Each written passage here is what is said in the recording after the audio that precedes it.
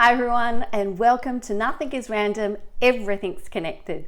Today I wanted to share with you an easy and tasty recipe for grain-free ANZAC type biscuits. This recipe is from primalalternative.com.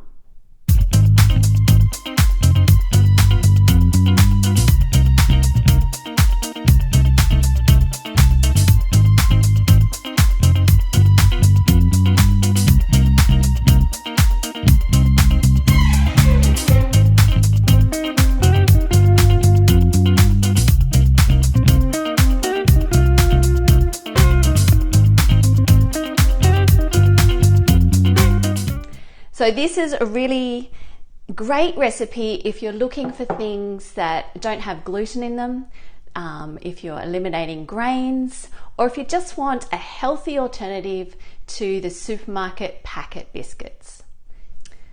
So if you've got tummy issues, skin issues, autoimmune, low moods, low energy, anxiety, even some unexplained back pain, hip pain, or some joint pain, it's really worth giving gluten-free and possibly even grain-free a really red hot go. And it is much easier and tastier than you think, so I'm here to help. It's really important though that you do it the healthy way if you want to actually see results, because the only way that you will know if it benefits you is to try it. Okay, tune into what starts to happen with your body. That's the only way you know. All right, no one knows your body as well as you do. Okay, and no one's going to care for your body as well as you can. All right, so give it a red hot go. What I mean is do it the healthy way by, rather than swapping out all your packets of bread and pasta and biscuits for gluten-free bread and packets and gluten-free pasta and biscuits, you're not going to get the results like that. Okay, they've got inflammatory ingredients. They're still going to cause inflammation and issues in your body. So do it the healthy way. And we've got this recipe today. Now I know that there's heaps of recipes online, so I want to save you some of that time and overwhelm by starting to share with you some of my favorites.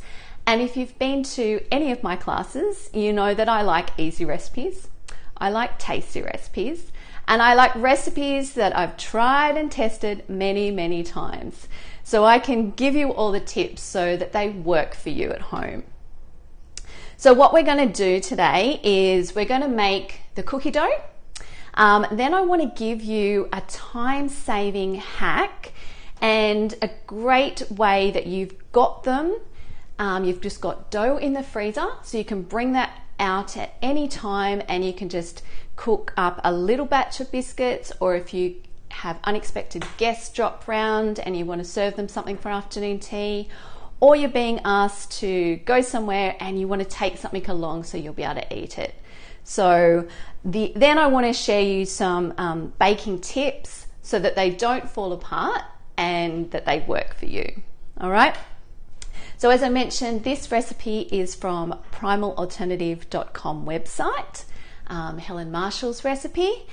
I will put the link in the description below, so you can go there. If you've got a Thermomix, it's got all the Thermomix method.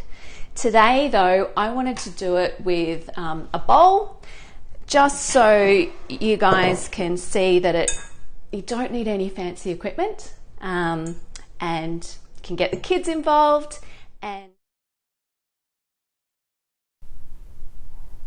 have you ever wondered why more and more people are having issues with wheat and gluten?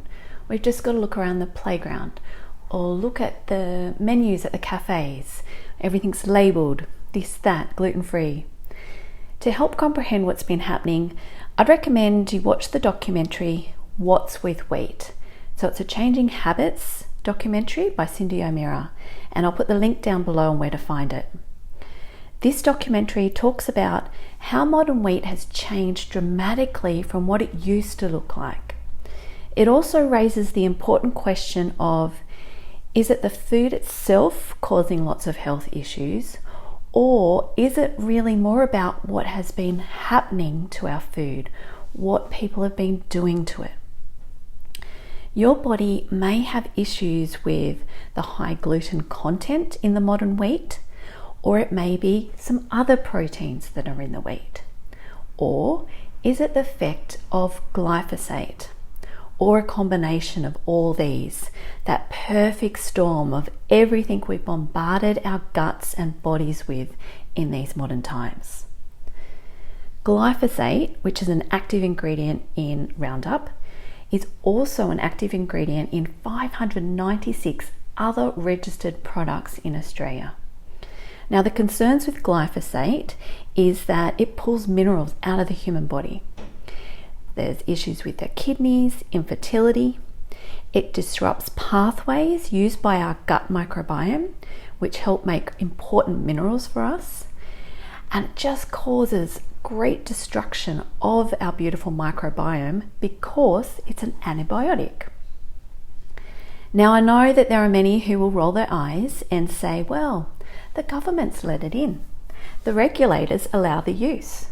The manufacturers make it and they're still sleeping at night. Surely they wouldn't intentionally be doing it to harm us.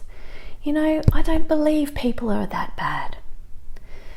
What we need to start to comprehend is, as much as you don't want to believe it, truly evil behavior does exist. Every religion talks about evil. The Bible, the existence of Satan. We live in a world of polarities, opposites. There is beautiful people with love in their hearts. On the flip side, there is people consumed by fear, hate, greed, and power. Now, it's not being dark yourself or even full of hate to recognize this. In fact, it's the opposite. And in fact, the only way to start to get rid of what is in those shadows is to turn around and face it. Not stick our heads in the sand any longer. To bring it to the surface so we can see it for what it is, to shine a huge big light on it. What did your parents do if you were scared when there was a monster behind your door at night? They turned the light on.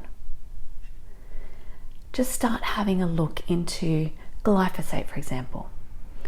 Who owns the patents? Who manufactures it? What else do they manufacture?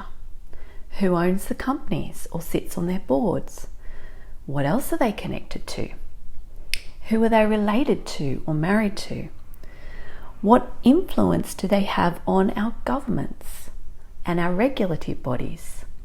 What influence do they have in scientific research? The web and the tentacles of influence keep going and going. So fact, 2010, glyphosate has a patent as an antibiotic. This is very disturbing because we know that our bodies and our healthy soils need bacteria to be really healthy and have a healthy mind, healthy body. We don't want to be killing them off. Fact, Monsanto, Bayer were ordered to pay millions of dollars in court cases. Those are not conspiracies. In fact, look up where the word conspiracy actually started from.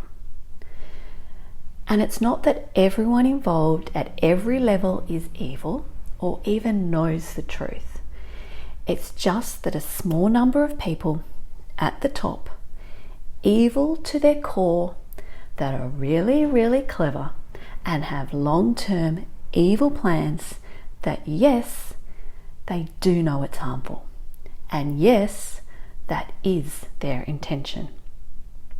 When you start to comprehend that evil does exist, you can start to comprehend that what we thought were all these random things that were affecting our health and affecting the way our planet is going is in fact all related and all connected.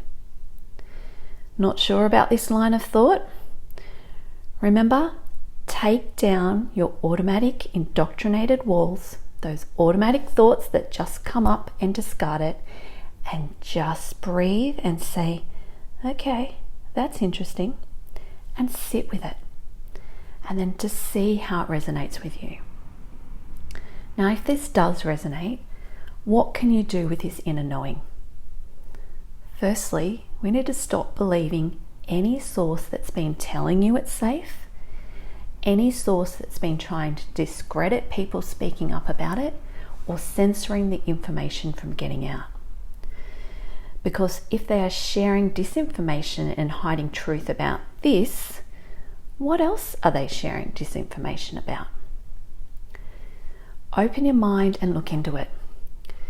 Now, we had Cindy O'Meara come for a talk with us. We've had a couple of talks from Cindy, and she's been looking into the truth about glyphosate for years. So she shares some great information on her Facebook page if you want to start looking there.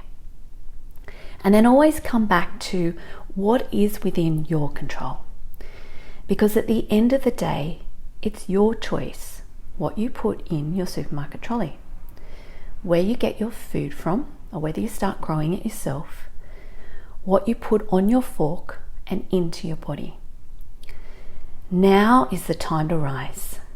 Now is the time to take personal responsibility and take back your power. And maybe start with having a go at these cookies.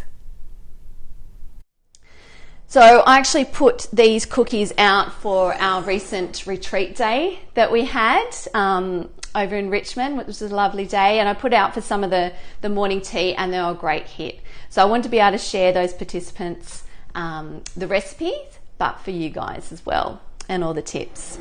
So what you need to do first is preheat the oven to 160 degrees. The next thing you want to do is get 150 grams of macadamias. Now, we want to just chop them slightly. So all you could do is weigh them out and just give them a rough chop. Okay. Or if you've got a Thermomix or food processor, I literally just pulse, or sometimes it's called turbo, I think now in the other one, twice. Okay, so it's just a quick couple of pulses. You just want to break them down. It doesn't matter if you've got some big bits, okay, because that all adds to the texture of the final cookies. All right, so after you've done that, we want to melt some butter and some either honey or some maple syrup together. Now, if you don't have a Thermomix, all you can do is chop up the butter,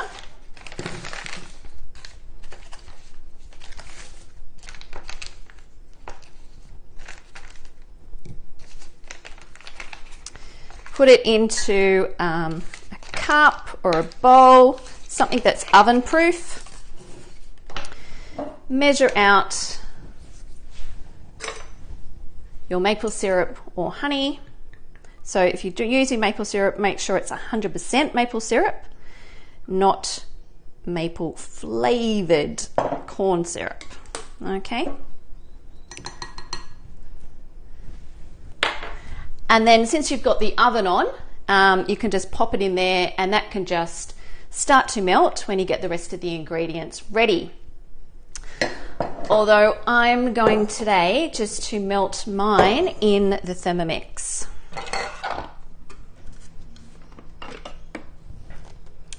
So the butter and maple syrup, or you can use honey, has melted together. Now, if you can't tolerate butter, butter is the only dairy that I do have. It works really well with coconut oil as well. Okay, they do really work. I do prefer the slightly more caramel flavor when we use butter. Okay, so then all we do is we need to mix up all the ingredients. So we need a teaspoon of bicarb. Now, your bicarb soda, just go and get a good quality one, okay? We've got it just $5 a packet, but the main thing is you want a natural bicarb soda that's aluminium free. and we just need 1 teaspoon. 1 teaspoon of bicarb. We need the macadamias. Okay. Now, shredded coconut, so that's going to add to the texture. So go and support your local bulk food places, your local health food store, but a lot of the big supermarkets, they're stocking all these things as well. Okay, so I'm just going to weigh that out. So I'm just going to use the Thermomix just purely for the scales right now. And because I need, how much do I need? 125 grams of the shredded coconut.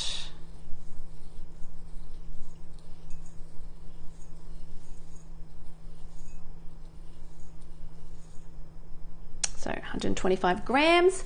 I also need 25 grams of coconut flour.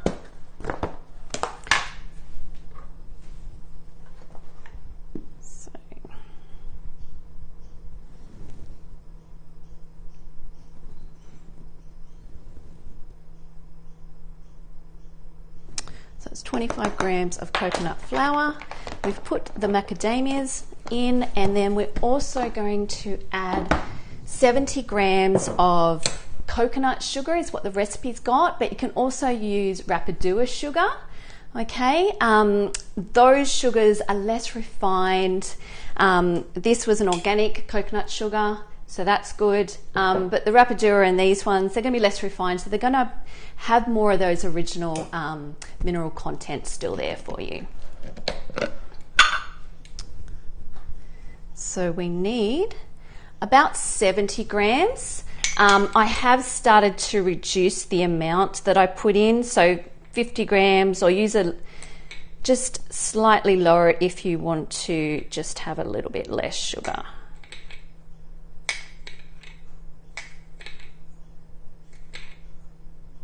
Okay, so I've done 60 grams today.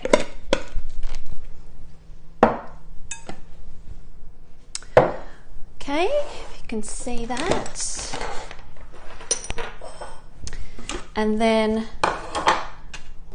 let's give that a bit of a mix. Now, if you were going to use your Thermomix, it's really important that you use the reverse setting, because we want to keep this texture for our finished biscuits. Then we put in your melted butter.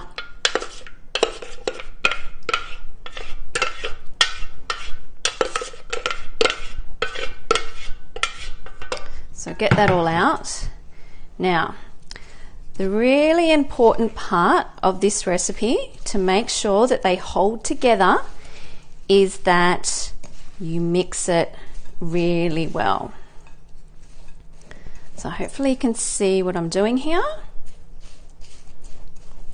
So you need to keep mixing.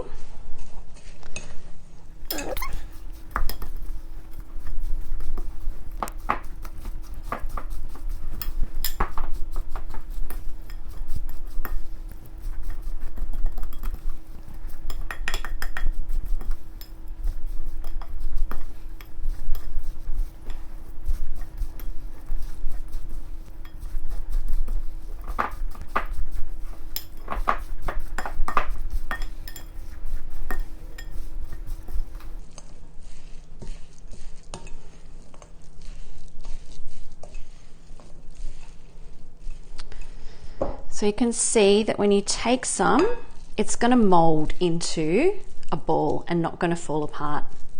Okay, so then you can bake them straight away from here.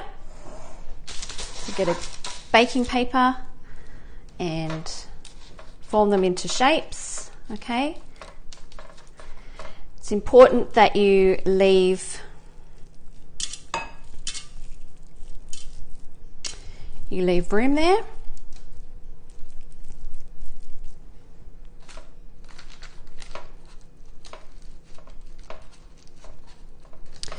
But actually, what I wanted to show you is how we can freeze this dough. It even makes it hold together even better. And then it's going to be really handy for you to have on hand. So let me just wash my hands. I'll get some more paper and I'll show you how to do that.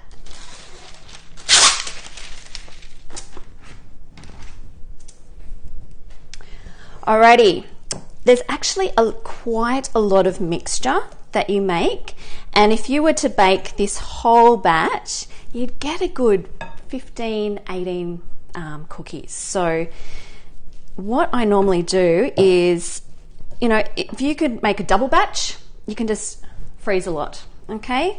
So I usually divide it at least into 3.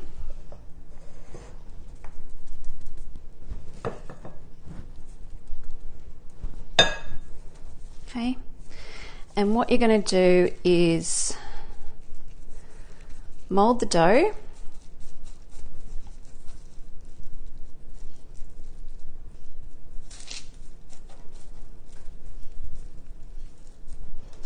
Into like a log shape. Use the paper there, okay.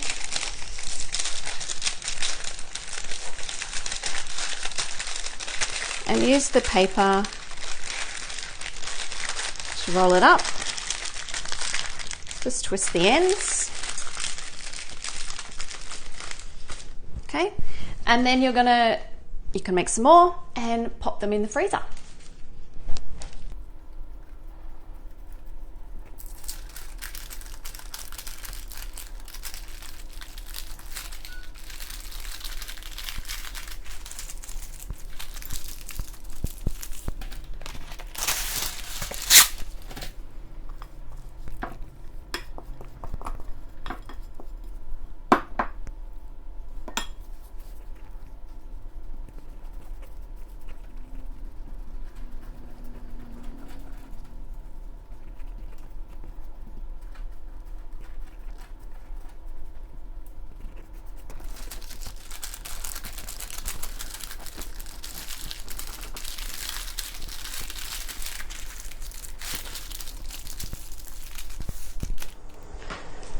Okay, so I want to show you a batch that's been in the freezer. In fact, another time I did cook up half this log of dough. I usually leave it outside to defrost just on the bench for about 20-30 minutes. So all we need to do is unwrap the dough.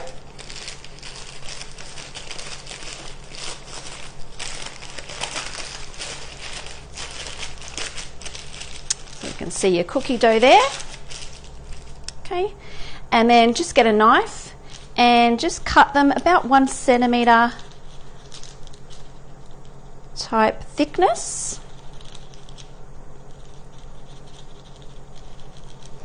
If they've gone a little bit too soft, all you do is mould them back up and put them onto a baking tray. Okay, it's really important that you leave some room.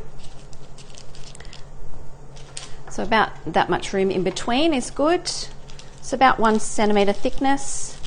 And this is really good. So if you just want a few cookies for afternoon tea, if you just need to take a few to someone's house because they've invited you over and you don't know what you'll be able to eat at their house or anything like that, this is just a great, easy thing to have on hand.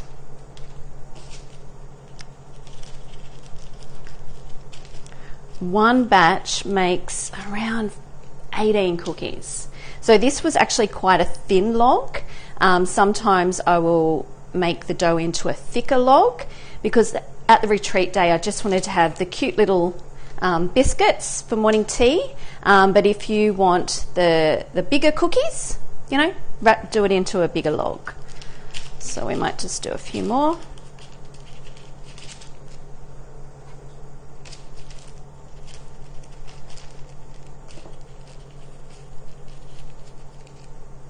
Okay, so about that much distance in between because they will spread out a little bit. So it's important we give them room. Okay, and then we just pop them into that 160 degree preheated oven. So I do have some that have been cooking. So if you can see that, they're starting to spread out, starting to get a bit of golden colour. Okay, I might just do them an extra minute there, minute or two. It's about 8 to 10 minutes cooking time. We just want to get that beautiful golden colour on there, and then I will show you the next important step. So let's get some out and see what the colour looks like. So they look good. There's a bit of the golden colour. I think they're just going to be more of that little bit of chewy centre, which is yummy. And the very important step now is to actually let them cool on that tray for a good 5 or 10 minutes. If you get a little bit impatient and you're trying to pick them up, can you see how gooey that is? And you're going to go, Mel, they fell apart. Okay? So really important that you let them cool down on this tray for a good 5 or 10 minutes. That way they will harden up enough for you to lift them up and onto that cooling rack. Alrighty, so we've waited that just about 5-6 minutes, and you can see now you can pick it up. It's not going to fall apart. So I just usually give them a little twist just to get them off the baking paper there, and all you do is move them onto the cooling rack, and then your biscuits won't fall apart. So just get them to cool completely if you're going to put them in a airtight container to store them, and they should keep well in an airtight container for a week or so, but I don't think they're going to last a week. So with the freezing tip, you can just cook just enough for a couple of days, or for, depends how many kids or how much family you've got, but just cook enough that you need. Thank you. Thank you for listening. If this has resonated on any level, please share it, like and subscribe.